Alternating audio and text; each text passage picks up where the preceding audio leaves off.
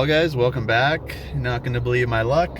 Got the car out of the impound literally 2 days ago. Here we are on the side of the highway. You can see all the crazy traffic ripping by. Following down the road, of course, all the semis dropped something and under my car it went, and I'm pretty sure that it punctured a hole or cracked the transmission fluid or the housing, whatever the heck you want to call it, the pan for the transmission fluid, because we have left a trail way down the road behind us. Car started smoking right away. With the highway around here, luckily I made it to this kind of little section because I'll hop out of the car, show you what's going on, but there's not really anywhere to park here. So just made it. I might go back and see if I can find what the heck it was I ran over. It looked like a stick or something, but obviously clearly not. Probably a chunk of metal off of one of these big rigs going by. But it's right in the morning, rush hour, traffic's everywhere. One of those things, you can't avoid it. I'm not going to swerve and hit somebody, cause a big accident. I just, hope for the best, and it ended up being the worst. So car again is out of commission, so hopefully we can get something figured out here, and yeah, we're down. All right, so we're on the side of the highway. I don't want to get run over, but you can see it's leaking. And now that it's coming out, it kind of... No, that's not oil, I don't think. Doesn't smell like oil. You can see it under there. It's not really dripping too badly anymore. Car's really low, it's hard to see what's what.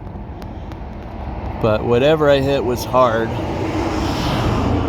I'm gonna try to get a better look when we get over to the Ford dealership. But you can see the trail down the road. This is what I mean. How, look, there's like nowhere to pull over. So it was around that bend at the end where I actually ran it over. I had to come up to this point to find a wide enough spot to get over. But she was smoking away. You can see it's all over the back of the car. Just nasty. All the way up to the trunk even. Backup camera. So whatever it was, she did a good job. So now we sit here on the side of the road and wait for the tow. Well, I'm just gonna sit over here and wait. We all know how the looky-loos are. I don't want to be in the car and then just get mulched by one of these semis or cars ripping by, so we'll sit here, wait for the tow truck.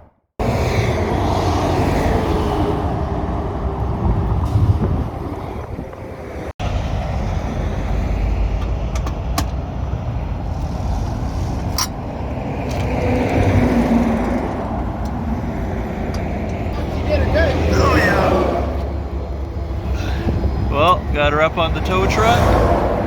You can see tranny pan, massive chunk. I don't know what the heck hit it, but it was hard. Okay guys, we're back in the garage, back home. No car, you can see clearly we weren't driving it home. This is actually a couple days later. This was on a Wednesday on my way home from work. And today is Friday. We brought it into, they have an actual Ford collision repair center here. It's owned by the same company where I bought the car. It's Dams Ford, and they have a Dams Ford collision center. So I decided to get it towed straight there. Just makes sense to me, messing with the transmission. You don't really want just anybody working on it. At least if I bring it to the Ford dealership, even if it costs me a few extra dollars, who cares? I know it's done right and it won't affect anything like that. So yeah, basically you've seen in the video, I hit something. It looked like like I said, it looked like a little stick or maybe a big chunk of dirt and grass or something, and just nowhere to go. So I don't know if you could really tell on that video, but on the one side of the highway, they have those concrete blocks all along, just so people don't swerve into oncoming traffic. So nowhere to go over there because I was in the fast lane and it wasn't like smack dab in the middle of the fast lane. So then obviously with all the semis and traffic going by, I'm not gonna, Fast and the Furious under the truck beside me, so I had no choice but to hit it. The only thing is it made it under the front bumper. I don't know how it made it under the bumper, but what I think happened is we have the K-brace, we got the Steeda K-brace under there, and it's a little bit lower compared to everything else. I think it might have actually hit that, and then maybe kind of flipped it or ricocheted it up. And then, you know, as soon as it hits the transmission, just between the transmission and the road, obviously the road isn't gonna break, so crack the pan, and we're stuck with no car again. So basically brought it to the shop. The guy was actually saying it's more common than we think, but for some reason, a lot of the time it's on F-150s, he said. So I don't know what people are running over in their truck that's big enough to, you know, reach up to the oil pan. My car's only a couple inches off the ground where a truck is way up there. So I don't know, maybe construction sites or something running over chunks of concrete and wood, who knows. But he said it does happen quite often in the trucks. And in his opinion, it should hopefully, cross your fingers, just be the pan itself. So we'll get a pan, obviously some new oil and a gasket.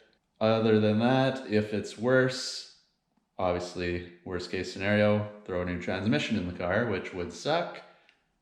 I'm gonna try to not use insurance, because if it is the pan, most likely just buying, you know, they're plastic. That's the only good thing about these plastic pans that these guys are using nowadays, is plastic is cheap. So it's relatively cheap to buy it. Whatever it costs to install it, you know, a few bucks for oil, and she should be good to go. But yeah, in his opinion, he said, because I did turn off fairly quickly, it wasn't like I was driving it with no oil, just burning up the gears, seizing everything in there. I just hit it, seen that she was smoking away. You could see it right away because as it comes out, it hit the exhaust. You could probably see it covered under everything, or everything under the car was covered in oil.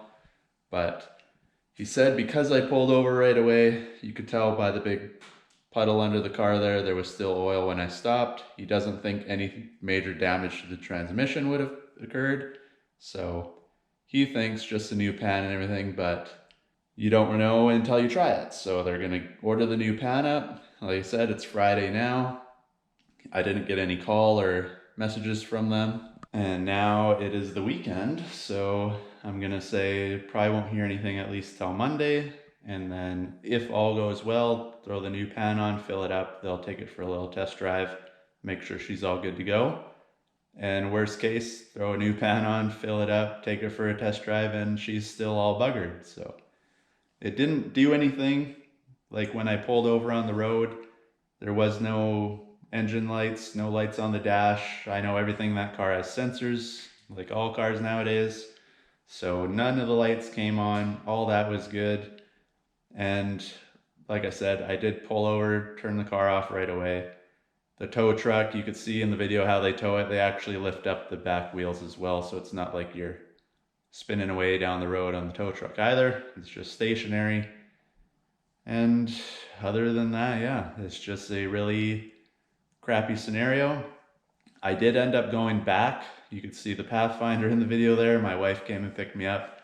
We did a loop around and I tried to find what it was, but it was gone. So I don't know, maybe it was just a big chunk of rock or something, and when I hit it, it just exploded. But I did go back to the area. You could see the trail. As soon as I hit it, you could see where I changed lanes because I was in the fast lane. And you could just follow all the way up to where we were parked. But I could not find a single thing out there. So what it was, I have no idea. Like I said, made it under the bumper. I checked, no damage to the front of the car. Only damage it seems to be is the pan on the tranny. So just a crappy scenario. We'll get her all fixed up and hopefully she'll be back by the beginning of next week. Fingers crossed. But for now, if you have made it this far in the video, make sure you like and subscribe, leave a comment, do all that, share the video, tell your friends about it.